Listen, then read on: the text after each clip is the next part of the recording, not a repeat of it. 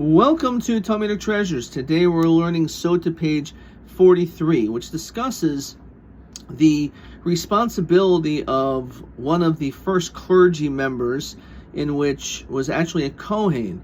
He would go to the battlefield, and before the war began, whoever the Jewish people were fighting, he would stand there and give words of encouragement.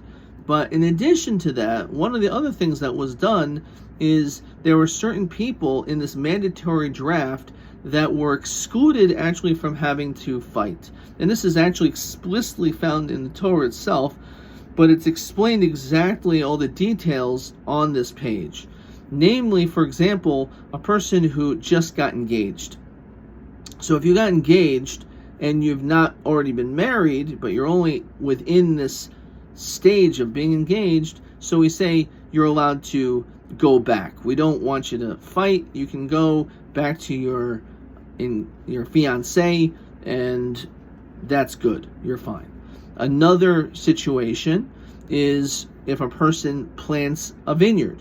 However, the first few years when the trees and the grapes are growing, we do not touch them. It's considered to be arla when it comes to a tree. And therefore, you have to wait until the fourth year to actually redeem those fruits. They're brought to the Beis Hamikdash, to the temple. So if you've done that process, but you haven't actually completed it, so again, that's going to be weighing on your mind. And then, in addition to that, a third situation where a person builds a house, but they didn't actually live there yet. So these are the three situations in which a person can go back. And the idea behind this is it's only when you're in this state of limbo, when you are neither here or there. You don't have a settled life.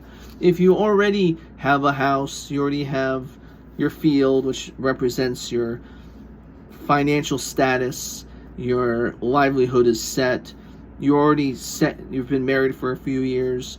It doesn't mean, obviously, that you're not going to be happy that you have a house and a vineyard and a wife.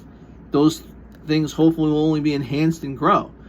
But the point is that you have a settled life. Your mind is at ease because you have accomplished certain things. But if you're a person who has, let's say, accomplished nothing, so you also don't have much stress on your mind. But when you're in a state of limbo, where you kind of don't know where you fit, or the way it's interpreted is that you've started the process and the anxiety of knowing that even before you've actually enjoyed any of the things that you've accomplished, all the hard work in building that house, courting this woman, and now you're engaged, you spent all this time planting this field, and someone else is going to take advantage of that. If you die in battle, you're not going to be an effective soldier, and therefore it's better you're not even there.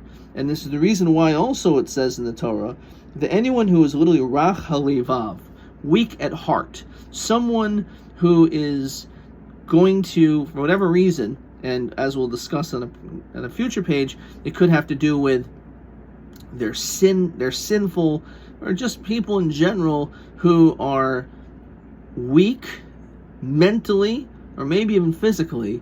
So we don't want them on the battlefield. In fact, you would think, well, what's an extra soldier is good. No, it could actually be counterproductive to have people who are not on the battlefield, who are going to support you and really be there for you as a fellow man in war. Better that they're not even around. And therefore those people are also not supposed to come and fight. Now we see from here also that it depends on certain situations. Now it could be even a case where you are marrying maybe even the second time, but if it's a different wife, then it's okay. But if you would remarry your wife, that doesn't count. You would still consider as though you are like you were married for the first time with this woman, so it's not new. Same thing if, let's say, you had a house and the house fell down, you rebuilt it, that also doesn't count. You would still have to continue to fight. It's only in a situation where it's something which is new to you, something which is fresh, and therefore it's weighing down in your mind. And since you haven't accomplished what you want to accomplish in life, then you're not able to really be focused at the mission at hand.